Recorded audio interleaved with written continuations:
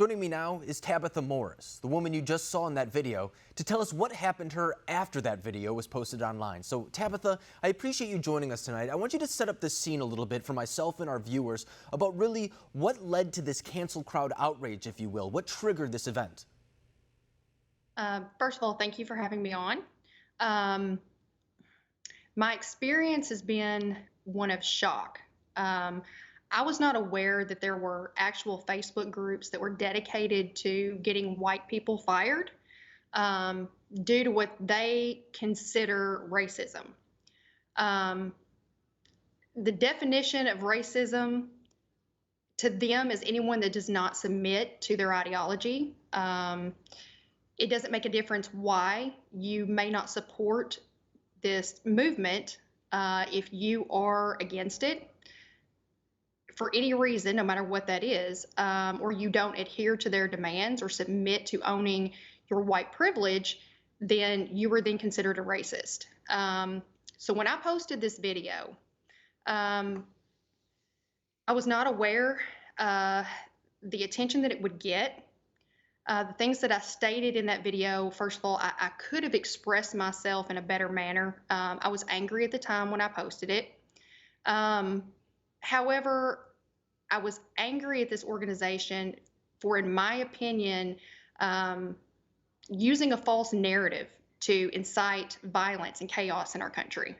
And I also felt that who is being blamed squarely for the oppression of Black people is particularly conservative whites and all police officers.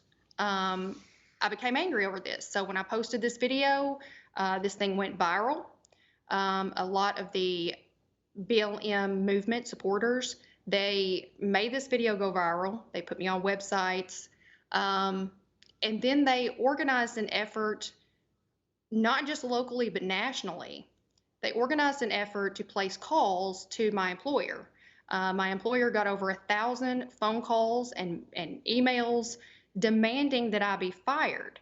If I was not fired, then they were going to protest. So therefore, as you can see, I was terminated. Right. And, you know, to some degree, too, I mean, a lot of people, you're not the only one where this has happened to. And in fact, it even crosses political spectrums. We just saw a Harvard graduate, for example, who was canceled, if you will, but she was also fired from her job for something that she posted on social media.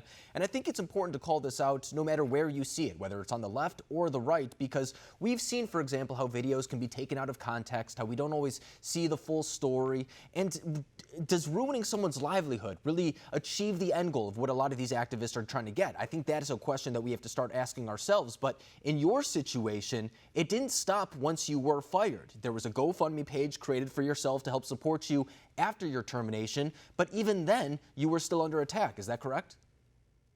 Yes. Once I was terminated, they also asked my employer to publicly state that I was terminated. They did so on their Facebook page, which they did not specifically name me, but keep in mind, I'd already been named in the local paper. I'd already been put on the top news story of our local news station. So it was suggested to me to start a GoFundMe account, which I did. They again organized and had this stopped. They stopped my account, had all the money refunded. They actually donated to my GoFundMe account, $5 each, just to send me a personal email of hate, of threats. So yeah, they did get it terminated. All the money was refunded.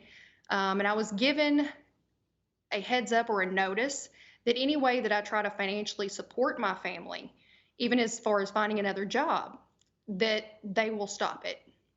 And I think that raises an interesting perspective, too, because who does that help? I mean, for example, I don't know your personal situation, and I don't even want you to say your family members or anything like that for sake of them getting involved. But does that help individuals, for example, if children can't be supported, if families can't be supported in those circumstances? I would argue it does not. So you've been through this experience, and you've seen it firsthand.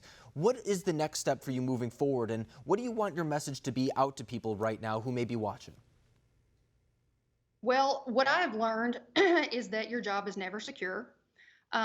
Most of our states are at will employment states, which means that they can fire you for any reason or no reason at all, except for in the cases of race, sexuality, religion.